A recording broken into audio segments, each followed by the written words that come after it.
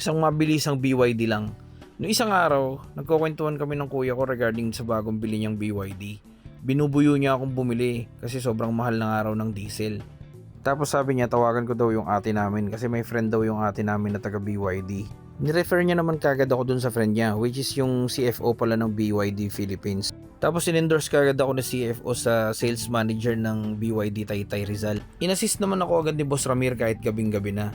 Then pinaschedule niya kagad ako kinabukasan ng test drive sa BYD Bacoor para daw hindi na ako dumayo ng Rizal. Pagdating ko ng BYD Bacoor, in-assist na kagad nila ako doon kasi in-endorse daw ako ni Boss Ramir. Hindi na ako naghintay ng matagal, pinatest drive na kagad nila sa akin yung unit na gusto ko. Tapos nagustuhan ko naman yung performance ng sasakyan, okay sa akin yung ride. Nagulat ako kasi sobrang lakas niyang humatak, sobrang bilis, sobrang lakas ng aircon. Hindi ko ini-expect kasi yun sa electric vehicle kasi wala naman ako masyadong idea sa ganito. Hindi nga ako nanonood ng mga reviews nito eh. Talagang iniinggit lang ako ng kuya ko eh, kaya nainganyo ako eh. After ko mag-test drive, tinawagan ko na si Boss Ramir. Tinanong ko kung saan pwedeng i-transfer yung bayad. Natawa din ako sa sarili ko kung bakit ganun yung tanong ko eh. Kesa naman pumunta pa ako ng Taytay, di ba? Para lang magbayad. Pwede naman online yan eh. Kaya sabi ko, pahingin ng account number, babayaran ko. Tapos pagka bigay niya, takbo ko ng video, binayaran ko. Pagkabayad, sinend ko na kagad sa kanila yung deposit slip para ma-process na. Tapos sabi sa akin ni Boss Ramir, bigyan ko lang daw sila ng 1 day para i-ready yung unit. Nag-offer din siya na i-deliver na lang yung unit sa Bacoor para daw hindi na ako dumayo ng Taytay. O diba, sobrang convenient. Excellent customer service talaga. Actually, pinassist niya rin pala ako sa isang sales consultant niya, si James Ignaw. Siya yung nag-process ng mga invoice, tapos lahat ng request ko, tsaka lahat ng freebies. Inasikaso niya rin. Talagang, kung ano yung sinabi ko, sinunod niya talaga. Eto na, i-release na daw yung sasakyan. Kaya nagpasundo muna ako sa pinaka-pogi kong kaibigan para hindi namin mag-commute. Wala rin kasi magdadrive ng Fortuner eh. Ito na, excited na lahat. Sinama ko na rin yung mga bata para ma-experience na kagad nila. Para sa kanila naman yan eh. Kunyari lang para sa akin. Oh, wala na suklay-suklay. Diretso na.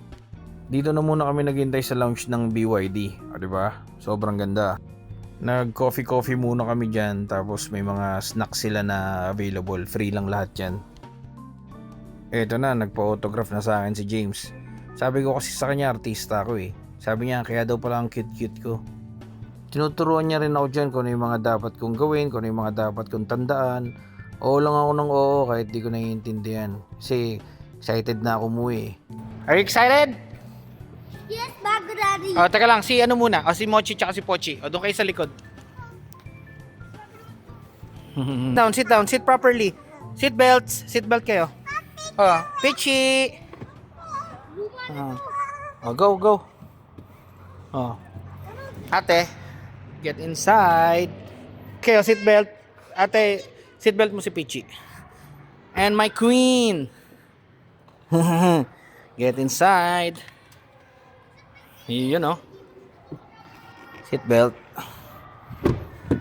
Hi BYD. I'm listening. Open sunshade.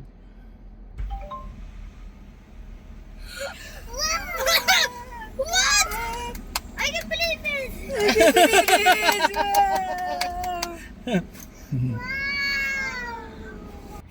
Ganda?